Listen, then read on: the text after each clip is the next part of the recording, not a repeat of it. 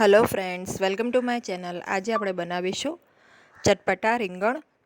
જો તમે મારી ચેનલ પર નવા હો તો મારી ચેનલને સબસ્ક્રાઇબ કરજો, જેથી આવનારી નવી વિડીયોની નોટિફિકેશન તમને સૌથી પહેલાં મળી શકે। તો ચાલો આપણે રેસીપી સ્ટાર્ટ કરીએ।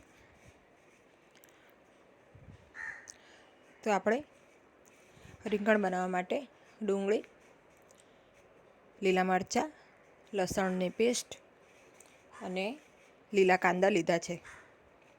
હવે આપણે મેં અહીંયા આ રીતે જે પર્પલ રંગના જે રીંગણ આવે છે મીડિયમ સાઇઝના એવા લીધા છે। એને આપણે થોડો ડીટીયાનો ભાગ કાઢી લેવાનો અને ક્રાઉનનો ભાગ પણ થોડો કટ કરી લેવાનો અને એને આ રીતે 4 ભાગ કરવાના। તો આ રીતે બધા રીંગણાને સરસ ધોઈને આપણે આ રીતે એના 4 ભાગ કરી લઈશું। તો વજનમાં જોઈએ તો મેં અહીંયા 250 ગ્રામ રીંગણ લીધા છે। તમે આની જગ્યાએ લીલા રીંગણા પણ યુઝ કરી શકો છો। હવે આપણે કુકરમાં તેલ ગરમ કરવા મૂકીશું। તેલ ગરમ થાય એટલે આપણે એમાં સૌથી પહેલાં રાઈ નાખીશું। રાઈ બરાબર ફૂટે ત્યાર પછી આપણે જીરું નાખીશું। જીરું ક્રેકલ થાય એટલે આપણે જે લસણની પેસ્ટ છે એ નાખી દઈશું। તો અહીંયા મેં 7 થી 8 લસણ લીધા છે। હવે હિંગ નાખી દઈશું આપણે। એક વખત બધું મિક્સ કરી લઈએ। તો આપણે અડધી મિનિટ જેટલું થવા દઈશું। ત્યારબાદ આપણે એક નંગ ડુંગળી છે સમારેલી એ નાખી દઈશું। તો ડુંગળીને આપણે એકદમ ઝીણી સમારવાની છે।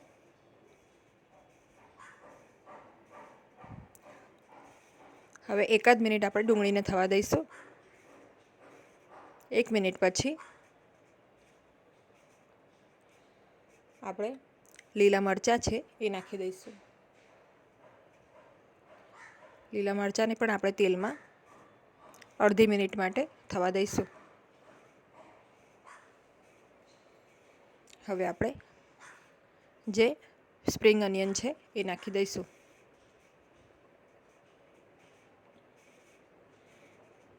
એને પણ સારી રીતે આપણે તેલમાં મિક્સ કરી લઈશું।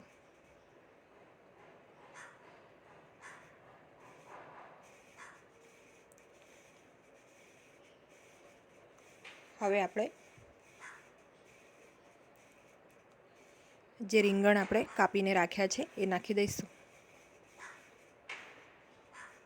તો રીંગણ આપણે મીડિયમ સાઇઝના લેવાના અને જે ગ્રીન આવે છે એ પણ તમે લઈ શકો છો। આવા મળે તો આવા પણ તમે યુઝ કરી શકો છો।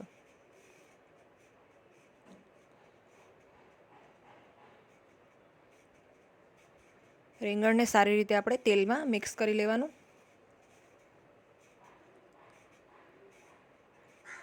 અને હવે આપણે આને તેલમાં થવા દઈશું। તો ઢાંકણ ઢાંકીને આપણે 5 મિનિટ માટે લો ફ્લેમ ઉપર થવા દઈશું। 5 મિનિટ પછી આપણે ખોલીને જોઈ લઈશું।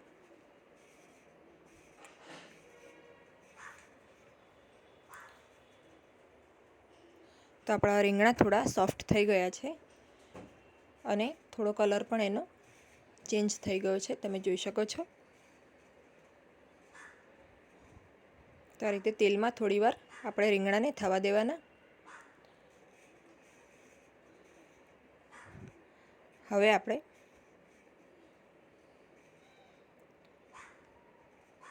રીંગણામાં મસાલા નાખીશું। તો સૌથી પહેલાં આપણે લાલ મરચું પાવડર નાખીશું। ત્યારબાદ આપણે હળદર પાવડર નાખીશું। પછી ધાણા જીરુંનો પાવડર છે એ નાખીશું। સ્વાદ પ્રમાણે મીઠું નાખીશું।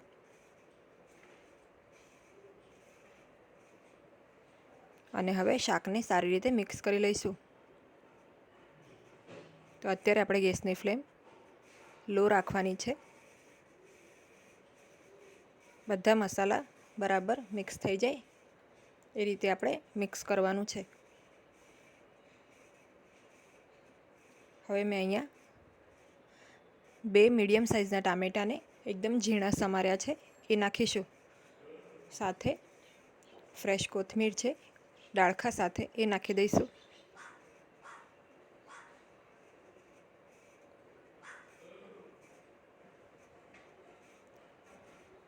અને મિક્સ કરી લઈએ. તો આ રીતે રીંગણ બનાવશો તો ખૂબ જ ટેસ્ટી બને છે અને એકદમ ફટાફટ બની જાય છે, જેને તમે રોટલી કે ભાખરી સાથે પણ ખાઈ શકો છો.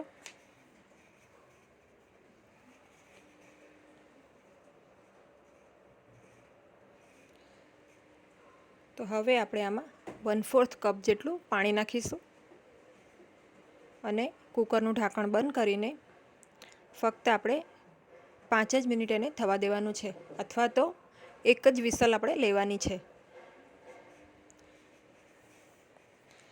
તો એક સીટી આવી જાય એટલે આપણે કૂકરને વધારે સીટી નથી લેવાની અને ગેસને બંધ કરી દેવાનો છે. પછી એને જાતે આપણે ઠંડુ થવા દેવાનું છે. કૂકરમાંથી એર બધી નીકળી જાય ત્યારબાદ કૂકર ખોલીને આપણે આ રીતે ચેક કરી લેવાનું. આપણા રીંગણ પણ સરસ રીતે કૂક થઈ ગયા છે અને 5 જ મિનિટમાં શાક બની જાય છે. તો હવે આપણે આને સર્વ કરી લઈશું. તો રેડી છે આપણા ચટપટા રીંગણ. જો તમને આ રેસીપી ગમી હોય તો વિડીયોને લાઈક અને શેર કરજો અને મારી ચેનલને સબસ્ક્રાઈબ કરજો. ઉપરથી આપણે ફ્રેશ ધાણા આ રીતે નાખી દઈશું. Thanks for watching.